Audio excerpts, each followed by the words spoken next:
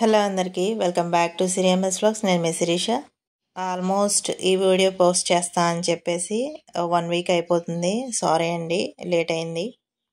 ఏదైనా ఒక బుక్ మనం చదువుతున్నప్పుడు అది స్వీట్ అండ్ షార్ట్గా అయిపోవాలి అని అనుకున్నప్పుడు వితిన్ 3 డేస్లోనే బుక్ ఎట్లా చదవాలి, అది కూడా అందులో ఇన్ఫర్మేషన్ ఎట్లా మనం గ్రాప్ చేసుకోవాలనేది నేను ఈ వీడియోలో చెప్పబోతున్నాను అనమాట.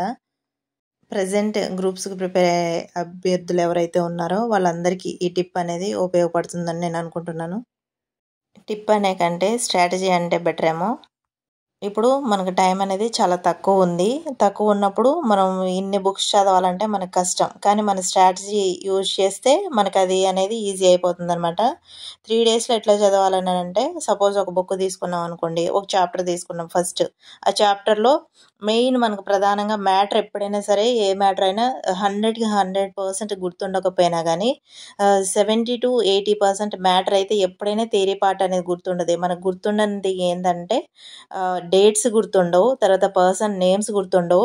ఏమైనా కమిటీస్ కానీ, తర్వాత లేకపోతే కమిషన్స్ కానీ ఉన్నప్పుడు, కమిటీలు కమిషన్స్ ఉన్నప్పుడు ఏమైందంటే వాళ్ళ పేర్లు అనేవి ఒక గ్రూప్ ఆఫ్ నేమ్స్ అనేది మనకు గుర్తుండవు. గుర్తున్నప్పుడు ఒక కోడ్ అనేది ఫామ్ చేసుకోండి. ఇవన్నీ చేయాలంటే మీకు షార్ట్ నోట్స్ అనేది చాలా ఇంపార్టెంట్ అనమాట. షార్ట్ నోట్స్ కంపల్సరీగా ప్రిపేర్ చేసుకోవాలి. ఎప్పుడైతే మీరు ఇప్పటి వరకు చూసే ఉంటారు, సక్సెస్ని సాధించిన వాళ్ళంతా మ్యాక్సిమం షార్ట్ నోట్స్ అనేది ప్రిపేర్ చేసుకున్నారు. షార్ట్ నోట్స్ ప్రిపేర్ చేసుకోవడం వల్ల మీకు రివిజన్ అనేది ఈజీ అవుతుంది అనమాట. ఎక్కువసార్లు రివిజన్ చేసుకోవడానికి ఛాన్స్ ఉంటుంది.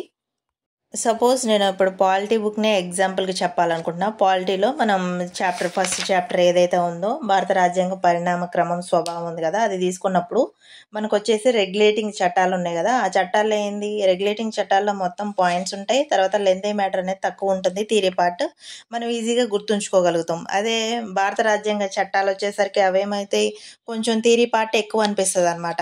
మీరు ఇక్కడ చేయాల్సింది ఏంటంటే, ఆ పాయింట్స్ అన్నీ గుర్తుంచుకోలేకపోయినా అందులో ఇంపార్టెంట్ ఏంటనేది గుర్తుంచుకోగలగాలి. చట్టాలు అన్నీ ఉన్నప్పుడు అన్నీ మనం చదవలేము. ఒకవేళ చదివినా ఎట్లా గుర్తుంచుకోవాలనే స్ట్రాటజీ మనకు ఉండాలి. అది అసలు దేనికి సంబంధించింది, అందులో ఏమైనా డేట్స్ ఉన్నాయా, పర్సన్ నేమ్స్ ఉన్నాయా అనేది మీరు చూసుకోవాలి. ఆ పర్సన్ నేమ్స్ ఎప్పుడైనా ఎట్లా గుర్తుపెట్టుకోవాలంటే, ఒక కోడ్ అనేది మీకు అర్థమైన రీతిలో అది ఈజీగా ఉండే వేలో పెట్టుకోవాలన్నమాట. సపోజ్ ఎట్లా అంటే, ఒక సామెత లాగా పెట్టుకుంటే, ఒక కామెడీ వేలో పెట్టుకుంటే, ఒక స్టోరీలా రాసుకోగలిగితే మీకు అనేది ఈజీ అవుతుంది. మీరు ఎప్పటి నుంచో చదువుతూనే ఉంటారు నాకు తెలిసి. ఈ గ్రూప్స్కి సంబంధించి చదివేటప్పుడు ఆ బుక్ మీద ఒక గ్రిప్ అనేది మీకు వస్తుంది. ఏ పాయింట్ ఇంపార్టెంట్, ఏ పాయింట్ ఇంపార్టెంట్ కాదనేది. అట్లాంటి వాటిని హైలైట్ చేసి ఒక షార్ట్ నోట్స్లో రాసుకుంటే చాలా యూజ్ అవుతుంది అనమాట. ఒక చాప్టర్కి వచ్చేసి అందులో టేబుల్ ఫార్మాట్ ఏమైనా ఉన్నట్లయితే ఆ టేబుల్ని కంపల్సరీగా గుర్తుంచుకోవాలి. తర్వాత ఇప్పుడు ప్రతి ఒక్క టెక్స్ట్ బుక్లో హైలైట్ చేస్తున్నారన్నమాట ఇంపార్టెంట్ వాటిని గుర్తించగలగండి. ఆ హైలైట్ చేసిన మ్యాటర్ని గుర్తుంచుకోవడానికి ట్రై చేయండి. తర్వాత మీరు చదివేటప్పుడు ఒకదానికి లింక్ చేసుకుంటా చదువుకుంటే మీకు ఆ సబ్జెక్ట్ అనేది ఈజీగా రావడానికి అవకాశం ఉంటుందన్నమాట. తర్వాత ఇంకొక విషయం ఏంటంటే, మనం చదివేటప్పుడు స్పెషల్ వర్డ్స్, ప్రత్యేకంగా డిఫరెంట్గా ఉన్న వర్డ్స్ను గుర్తించగలగాలి. ఇది సపోజ్ చెప్పాలంటే గ్యాలప్ పోల్, ఎగ్జిట్ పోల్, ఇట్లాంటివన్నీ మీరు గుర్తుంచుకోవడానికి ట్రై చేయాలి. అట్లాంటివి చదవాలి. కొంచెం డిఫరెంట్గా ఉన్నట్టు వాటిని మనం నేర్చుకోవడానికి ట్రై చేయాలి. రెడ్ టేపిజం అంటే ఏంటి, డిఫాక్టో అంటే ఏంటి, డిజ్యూరీ అంటే ఏంటి, రీకాల్ అంటే ఏంటి, రెఫరెండం అంటే ఏంటి, ఫ్లెవిసైట్ అంటే ఏంటి, ఇట్లాంటివన్నీ స్పెషల్ డిఫరెంట్గా మనకు తెలియని వాటిని నేర్చుకోవడానికి ట్రై చేయాలి. తెలిసిందే మ్యాటర్ చదువుకొని వెళ్ళడం కాదు, తెలియని దాన్ని తెలుసుకోవడానికి ట్రై చేస్తే బెటర్ అనమాట. ఆల్రెడీ మీరు బుక్ చదివేశారు, చదివినప్పుడు తెలిసిన దాన్నే మళ్ళీ మళ్ళీ చదువుకోవడం ఎందుకు? తెలియని దాన్ని అది మీరు నోట్ చేసుకొని దాన్నే చదవడానికి ట్రై చేయండి. తర్వాత దట్టు బుక్ మీదే కంప్లీట్గా మీరు డిపెండ్ అవ్వద్దు. మనకి కరెంట్ అఫైర్స్ని బేస్ చేసుకొని కరెంట్ అఫైర్స్కి 60% వెయిటేజ్ ఇస్తే బుక్కు వచ్చేసి 40% వెయిటేజ్ ఇవ్వండి. అంటే అట్లా అని చెప్పి బుక్ని కంప్లీట్గా నేను వదిలేయొద్దని చెప్పట్లా. మీరు ఆల్రెడీ చదువున్నారు, బుక్ చదవాలి. బుక్ చదివితేనే మీకు సబ్జెక్ట్ వస్తుంది. సబ్జెక్ట్ ఇప్పుడు నేను చెప్పే స్ట్రాటజీ ఏంది, ఆల్రెడీ బుక్ని 1 or 2 times, 3 times, 4 times చదువుంటారు. కాబట్టి కొంతమంది నాకు కమెంట్ చేస్తున్నారనమాట, ఇంత థియరీ చదవడం వల్ల మాకు గుర్తుండట్లేదని. గుర్తుంటుంది, మ్యాటర్ గుర్తుంటుంది, కానీ అందులో ఉన్న మనకి డేట్స్ గుర్తుండవు. తర్వాత ఇప్పుడు నేను చెప్పా కదా కొన్ని ప్రత్యేకమైనవి, రీకాల్ అంటే ఏంటి, రెఫరెండం అంటే ఏంటి, రెడ్ టేపిజం అంటే ఏంటి, ఫిఫ్త్ ఎస్టేట్ అంటే ఏంటి, ఇట్లాంటి స్పెషల్ వర్డ్స్ ఉంటాయి కదా, అట్లాంటి వాటిని మనకి అవి ఏంటంటే గుర్తుండవు కాబట్టి అవి మళ్ళీ మళ్ళీ మన షార్ట్ నోట్స్లో రూపంలో రాసుకున్నట్లయితే మళ్ళీ మళ్ళీ చదువుకోవడానికి అవకాశం ఉంటుంది. దీనికి ఈ సబ్జెక్ట్కి మళ్ళీ కరెంట్ అఫైర్స్ జోడించుకొని చదవగలిగితే మీకు ఈజీ అయిపోతుంది. రివిజన్ ఈజ్ ఇంపార్టెంట్ అనమాట. మీకు టెక్స్ట్ బుక్ నుంచే క్వశ్చన్స్ వస్తాయని చెప్పి గుడ్డిగా ఆ టెక్స్ట్ బుక్ని మళ్ళీ చదువుకోవడం మానేసి ఇప్పుడు నేను చెప్పిన స్ట్రాటజీ ఏదైతే ఉందో, ఫస్ట్ డేట్స్ అనేవి మనకు గుర్తుండవు, డేట్స్, తర్వాత పర్సన్ నేమ్స్, తర్వాత టేబుల్స్ ఉన్నట్లయితే టేబుల్స్ గుర్తుపెట్టుకోవడానికి ట్రై చేయండి.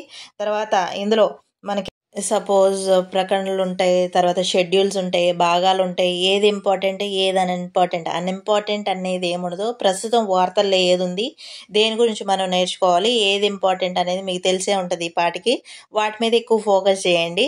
అందులో మీరు ఎక్కువ గుర్తుంచుకోవాలంటే ఎక్కువ రివిజన్ చేయాలంటే తక్కువ పోర్షన్ ఉండాలి. ఎక్కువ పోర్షన్ ఉన్నప్పుడు మనం చదవలేము. మీరు ప్రీవియస్ పేపర్ని చూసుకొని ఏది ఎక్కువ అడుగుతున్నారు, తర్వాత కరెంట్ అఫైర్స్లో ఏముంది దాన్ని బేస్ చేసుకొని వాటిని చదవడానికి ప్రయారిటీ ఇవ్వండి.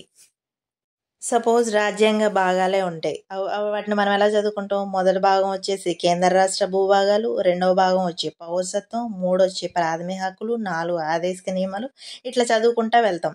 అట్లా చదువుతుంటే మనకి గుర్తుండకపోవచ్చు. గుర్తుంచుకునే విధానం వచ్చేసి దేశంలో కేంద్ర రాష్ట్ర ప్రభుత్వాలు ఉన్నాయి, అందులో పౌరులు ఉంటారు, తర్వాత వారికి పౌరసత్వం ఉంటుంది, అది రెండో భాగం కింద రాసుకోవచ్చు.